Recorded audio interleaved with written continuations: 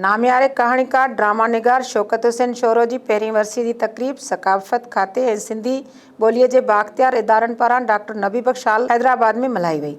उन मौक़े ते सारंगा शौकत शोरो नंबर ऐं किताब शौकत हुसैन शोरो हिकु अहदसाज़ अफ़साना निगार जी महूरत कयो वियो। तक़रीब में नामियारनि अदीबनि मदद अली सिंधी, डॉक्टर शेर मेहराणी, ज़ैब सिंधी, मुश्ताक मीराणी, इसहाक समेजो, न्याज़ पंवर, मुनवर महेसर, रेहाना नज़ीर, नवाब काका ऐं ॿियनि ख़िताब कंदे चयो त शौकत हुसैन शोरे पंहिंजे लिखणनि में समाजी अणबराबरीअ खे साम्हूं आंदो हो। हुननि चयो त शौकत जे लिखणनि में वतन परस्ती, क़ौम परस्ती ऐं मज़ाहिमत शामिल हुई। हू ॾाढो माठिनो शख़्स हो ऐं सादो इंसान हो जेको वॾो अदीब हुजण बावजूदि हेठि वेहणु पसंदि कंदो हो।